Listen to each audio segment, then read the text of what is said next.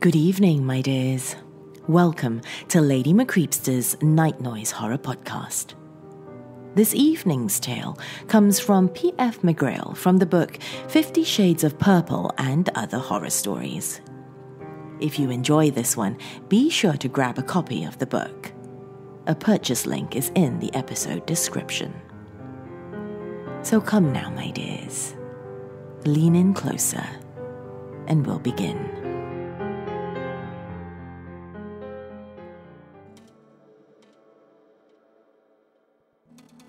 It really is nothing like what you see in porn.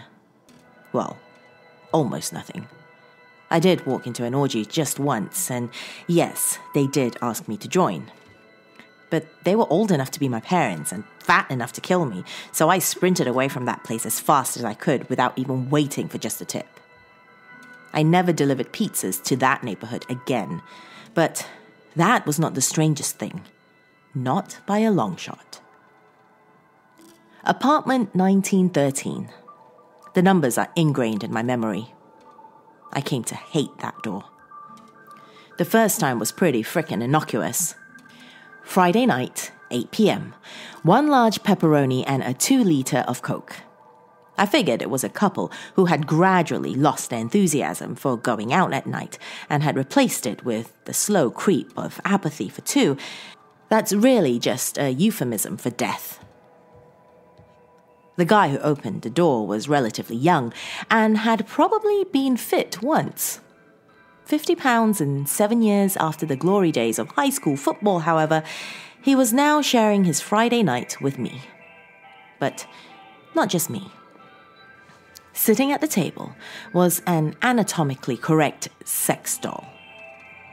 I hadn't caught him mid-bang. His sweatpants would have been unable to conceal his state if he'd just pulled out, so he clearly had brought the doll to the table as a social occasion.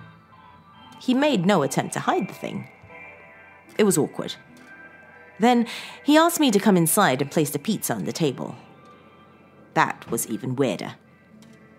I had to delicately avoid the thing's hand as I gingerly placed the pizza on the tabletop. "Careful!" he shouted, pulling the pizza away. He picked up the doll's hand and gently started rubbing it. "That pizza's hot!" He looked deeply into the sex doll's eyes, softly kissed her hand, and walked away to get his money. That left me alone at the table with the clearly used doll. Did I mention I hate dolls?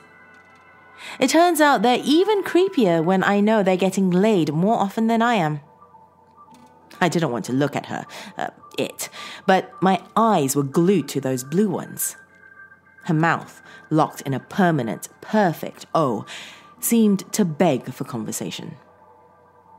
"So," I offered, breaking the ice as he re-entered the room. "That's a pretty doll. Do you collect them?" The man turned around, the drawstring from his sweatpants flailing as he spun. "Doll?" he inquired, smiling blankly. No, but my sister does." Then he looked over my shoulder at it. "You should put this in your blog, Charlene." He looked back at me, and his smile grew. "She loves that blog," he explained, setting the money down on the table. I could feel the presence of the doll's pseudo-flesh next to mine, which caused the hair on my own arms to rise. The moment that my hair made contact with the doll's arm, which was just an inch away from the cash, sent a chill down my ass crack, and that was enough for me. The man smiled and waved as I left. The man loved his Friday night pizzas.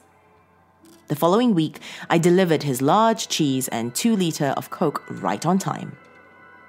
It really is a lot for just one person, I thought, as I heard footsteps approach the door. When he opened it up, it took me a second to realize what was unusual. It was the sex doll, of course. This time she was leaning on her elbow against the far corner, like she was lounging around to pass the time. The thing is, there was no way he could have propped her up there just before opening the door. I'd heard him walking from the other side of the apartment. Besides, that thing was clearly heavy enough to require a lot of effort for any movement. So I guess she'd just been standing there, hanging out? He smiled and waved as I left again. I kept delivering to his building. What was I supposed to tell my boss? That I was creeped out by a doll? No, the truth just wouldn't do. And it got even weirder on the 5th week. I rang the doorbell as usual, 3,000 calories of sadness in my hands, and I heard a scuffling on the other side. It was slow scuffling. Drag, flop. Drag, flop. Drag, flop. It sounded like he was carrying a body bag across the room.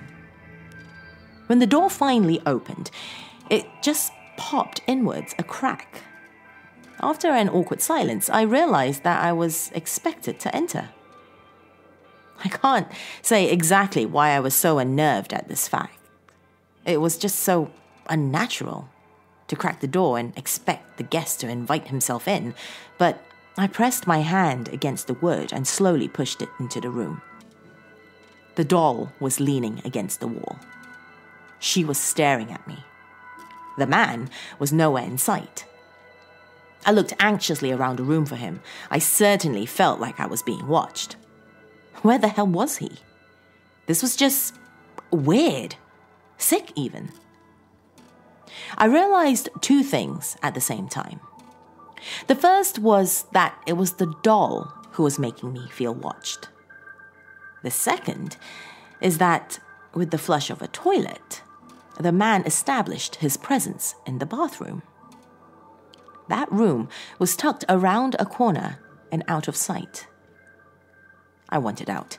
I took 3 quick steps to the table and placed the pizza down. Each step further into the place made me feel worse, like I was going into an unholy shrine. I looked quickly around the table for evidence of money so that I could justifiably bolt out of the place. "Charlene has your cash," the man sang out cheerfully.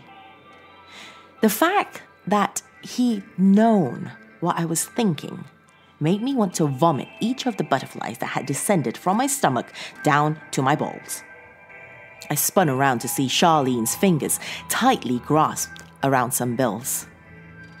Oh no. I knew that I'd have to touch the pseudo skin before I could get out of there. The tears were already forming at the corners of my eyes as I reached out and delicately tried to grab the cash without touching the skin. I shouldn't have closed my eyes. My fingertips brushed realistic-feeling skin during my blind fumble. I moved around wildly in search for the money, feeling far more of her than I'd wanted to. She was uncomfortably warm. I finally felt the tip of the bills sticking about 2 millimeters out from her fingers. It had appeared as though extricating it would be an ordeal, but it slid smoothly from her clutches. I thought that was good news until I looked down at my prize and saw that it was shiny with fluid. No wonder it had slid so nicely. The urge to vomit kicked hard, but I barely held it in place. Holding the bills aloft, I ran out of the apartment and swore to myself that I'd never come back. That was last Friday. Today is Friday. I didn't do a delivery route tonight. My boss was pissed when I told him no because I'd never done that before. I'd lose my job before I would consent to hanging out with Charlene again. "Fine, jackass," my boss spat back at me. Classy guy, by the way. "But you're closing tonight by yourself." Considering what I'd been through the past few Fridays, I figured that this wasn't much of a loss. I was content with the idea of spending the evening alone in an empty pizza place. Really, I was. That was before. Before there was only one car in the parking lot. Before I looked out and saw that my car was fucking gone. Before my cell ran out of juice and died much earlier than it normally does. Most importantly, that was before I looked into the 2-passenger car now parked directly in front of the only door in or out of my pizza shop. Because everything changed when I looked into the driver's seat and saw Charlene all alone, staring back at me, mouth open wide like she was ready for a slice of piping hot, gooey cheese.